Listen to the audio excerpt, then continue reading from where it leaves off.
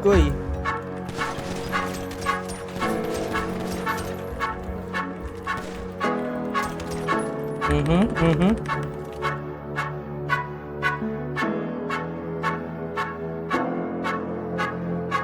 Pag magtututulog, kaya pita ka puyat. Imbis magbanat ng buto, nagunat ng butong may kasamang ikab. Ganong katamad, sabay-abasa pa magaling, magabang na malalaglag.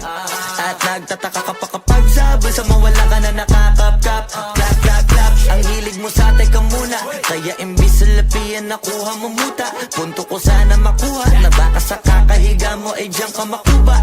Anong mission mo sa lupa? Magpatigas ng batuta, paramihin ang populasyon. Ganyan ba talaga pag walang ambisyong mataas? Di nalulula, buti patupa, napapastol.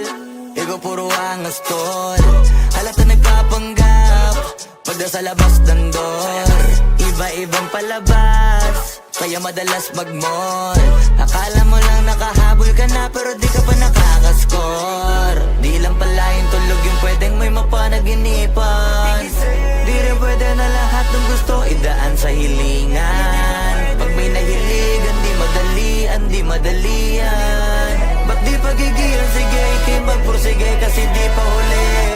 Pero sa'yo yan nakadepende, di yun nakabase ka sa swerte. Di laging pa pwede na, yung pwede lang kung pwede nga. Isipin na walang bagay na hindi pwede. Siyempre, di araw-araw, 25 na Disyembre. Darating at darating ang peste, yan ang dapat mong pagandaan. Kasi buti pa yung leche, plano may plano kahit leche. Akala ko ayaw mo ng dilata, pero lagi ka nakahilata. Kala ko ayaw mo tumunganga, pero inuuna mo bunganga. Kala ko gusto mo ng biyaya, pero lagi ka nakatihaya. Sarili mo din ang dinadaya, kasi sa katamaran mo siya niyaya. Dapat kasi di ka pumapayag, ikaw din naman ang mahihirapan. Tsaka ikaw din ang manghihinayang sa masasayang. Hoy batugan, di ka pa mayaman, wala ka bang matabang wallet? Bakit di ka makabangon, baka bakal na mukha mo tapos unan mo naman magnet. Pahiga-higa lang sa higa, ang kala mo biyaya sa iyo ang kusang lalapit. Iba ka hanip, di nagpapanik. Sanay ka bang walang budget o sadyang wala ka lang target?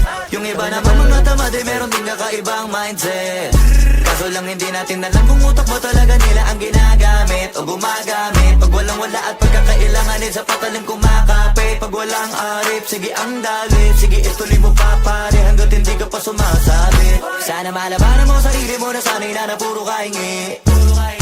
Alam mo naman siguro sa sarili mong hindi yan nakakabilib. Tapos siya pa yung galit sa'yo sa pilitan. Yun naman ang di ko maintindihan. Tipong imposible hindi mo din kainisan. Kahit pa ulit-ulit mo pasigihan, mali ka na kahit na isang beses mo lang hindian. Sa mga naririnig mo sana nakatuto ka para matuto ka ng sira ulo ka. Ang sakit mo nasa ulo kasi baka yung sakit mo nga ay nasa ulo na. Kung di ka kumilos ay hindi ka tutuka. Kapag hindi ka ngumuya ng ngumuya, mabubulunan ka naman. O di kaya bibig naman ay bubula kasi hindi to laban na ng patigasan ng mukha kaya matuto mahiya.